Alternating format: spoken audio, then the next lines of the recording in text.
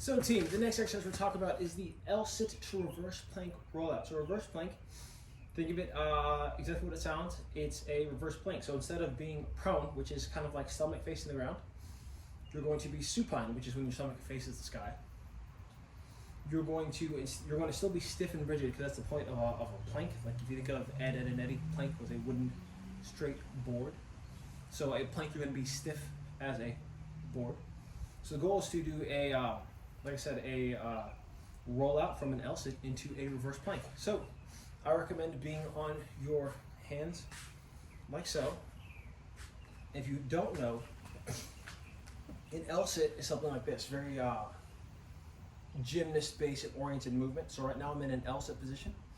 I'm going to roll my feet forward, my core getting tighter, tighter and tighter, and I bring my hips higher, higher and higher, squeezing my glutes like so, keeping my hip extended and finding myself in this reverse plank position.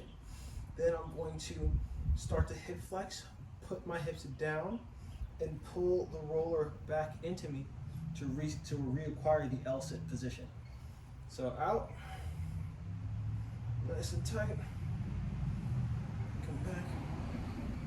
Here, once again guys, transitioning from the L-sit to the reverse plank.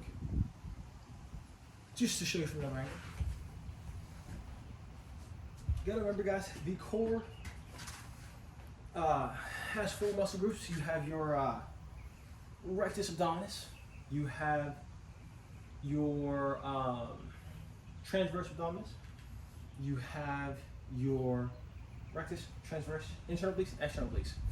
Those are all responsible for doing a wealth of things. Of course, your rectus does spinal flexion, and your obliques can do rotation and or spinal flexion. So the core has multiple functions. So sit-ups, if you're just doing those by themselves, you're doing yourself a disservice because you're only focusing on just one aspect of your core muscles. And top of being able to perform spinal flexion or twist or rotation, your body and your core also needs to be able to maintain stiffness for exercises like back squats or deadlifts or heavy compound lifts in general.